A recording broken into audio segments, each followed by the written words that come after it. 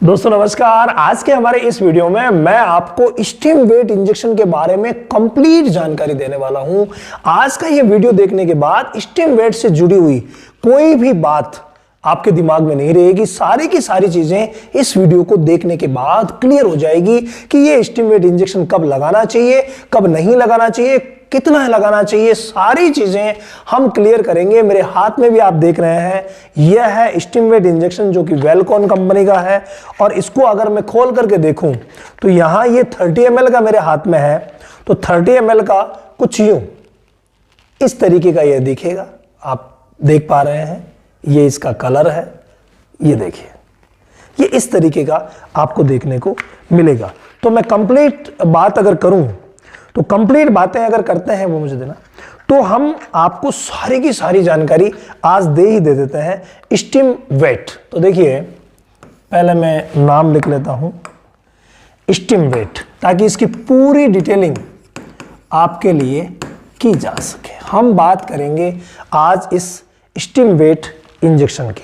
अब इसके बारे में कंप्लीट डिटेल मैं इस रैपर को देखते हुए आपको बता देता हूं कि क्या है। देखिए, कंपनी ने साफ लिखा है कि स्टीम वेट जो इंजेक्शन है वो इंजेक्शन कंटेंट क्या क्या है, यानी ये किस किस इंजेक्शनों से मिल करके बना हुआ है। पहले तो हम बात कर लेते हैं कंटेंट की। तो कंपनी ने साफ लिखा है कि इसके अंदर जिंक है। क्या है भाई? जिंक, जिसको हम जेडन के नाम से लिखते हैं, जिंक है। इसके अंदर मैग्नीज है, जिसको हम Mn के नाम से लिखते हैं, मैग्नीज भी इसके अंदर है।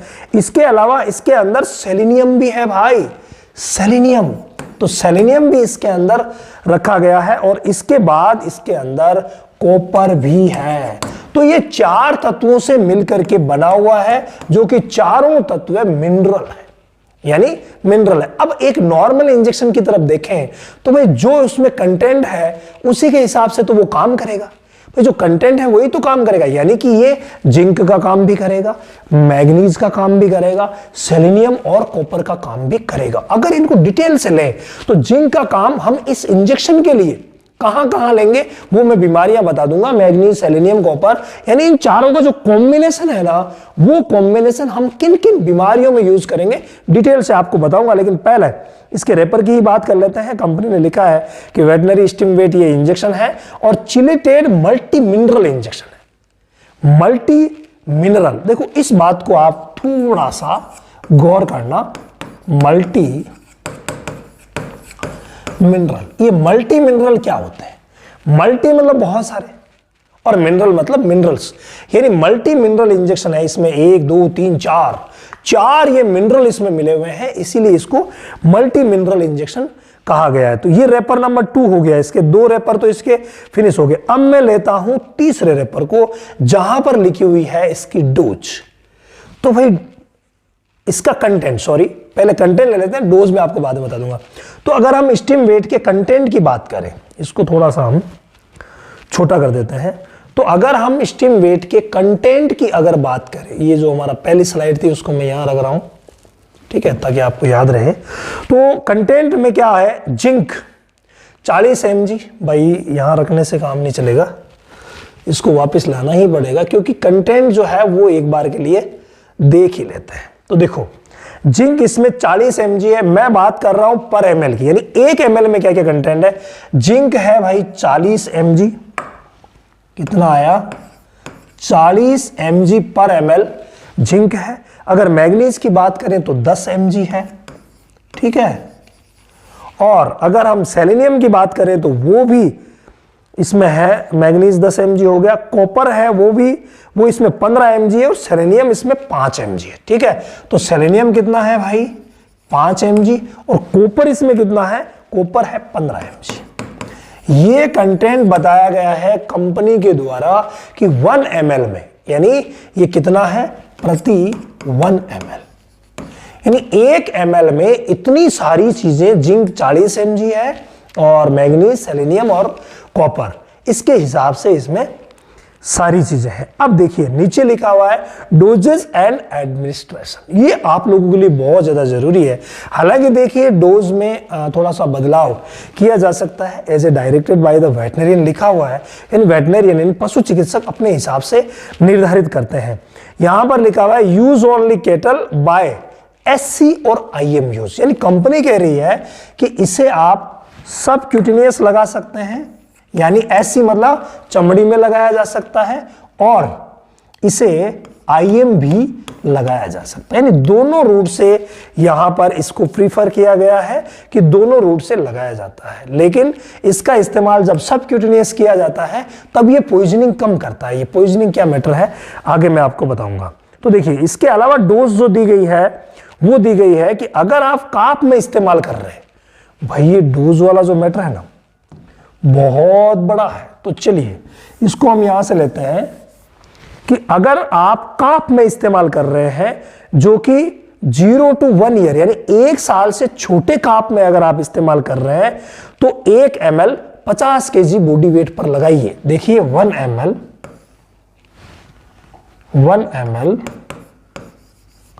प्रति 50 kg बॉडी वेट पर लगाना है, ठीक है। और किसके लिए है 0 to 1 ईयर, यानी ये जो क्राइटेरिया है 0 to 1 ईयर पर है, यानी कि छोटे से लेकर के 1 साल का जब तक नहीं हो जाता तब तक आपको 1 ml 50 kg बॉडी वेट के हिसाब से सबक्यूटेनियस या मस्कुलर लगाना है।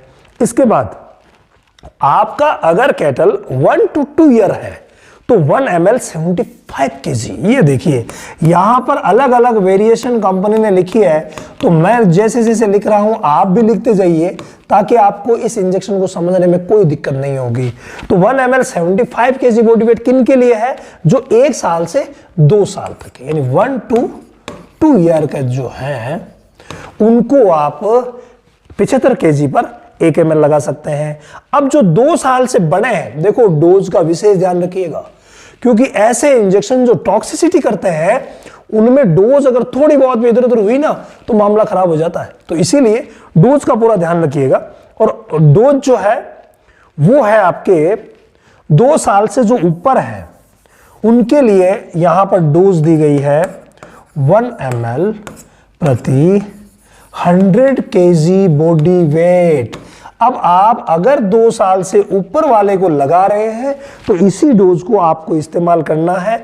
और वो किसके लिए है, क्वेश्चन में ले देता हूं, 2 से ऊपर, यानी 2 का मतलब 2 साल से ऊपर जो भी पशु को लगाया जा रहा है वो 1 ml 100 kg, यानी 3 क्विंटल की भैंस 3 ml लगेगा, 4 क्विंटल की 4 ml, 5 क्विंटल की 5 ml। सीधी सी बात है, बस ये इतना सा ही इसमें लिखा हुआ है। इसके आगे लिखा हुआ है डू नॉट ओवरडोज, साफ लिखा हुआ है कि ओवरडोज विल बी डेंजरस।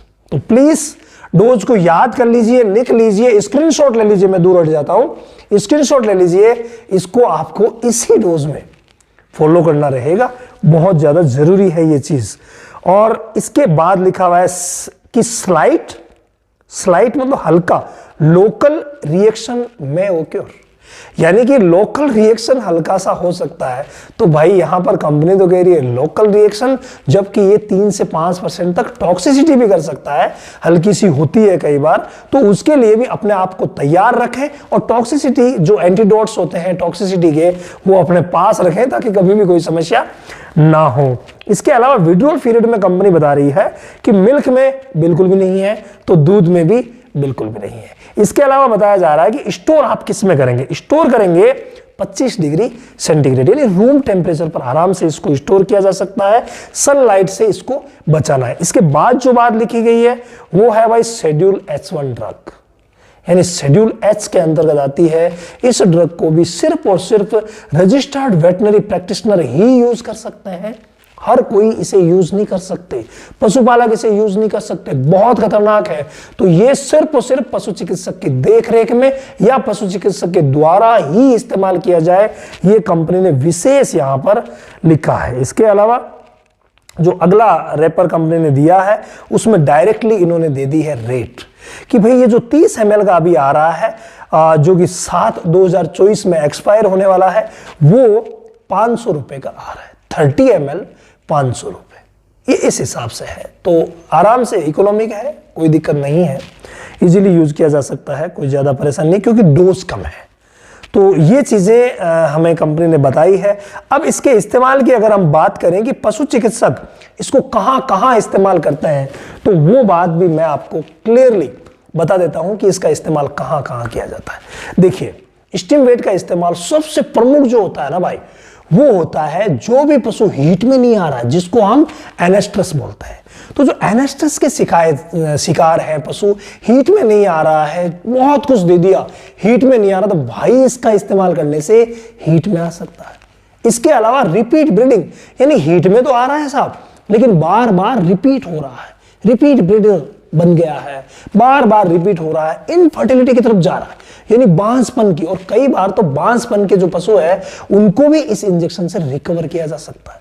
तो बांझपन, इनफर्टिलिटी, रिपीट ब्रीडिंग और हीट के जितने भी प्रॉब्लम्स है उनके लिए ये राजा है। इसके अलावा भाई इसमें सेलेनियम है, और सेलेनियम और मैग्नीज का जो कॉम्बिनेशन है वो इसे इम्यूनिटी बूस्टर बनाता है, यानी इम्यून सिस्टम को बूस्ट करने के लिए, यानी कि इम्यूनिटी को, रोग प्रतिरोधक क्षमता को बढ़ाने के लिए बहुत ही शानदार इंजेक्शन है ये, जो पशु की रोग प्रतिरोधक क्षमता बढ़ाता है। जितने भी बीमारियां जहां पर इम्यूनिटी की जरूरत होती है, जो कि सब में होती है, तो वहां इसका इस्तेमाल किया जा सकता है। इसके अलावा घाव के केसेस में भी इसका इस्तेमाल बहुत ही शानदार रहता है।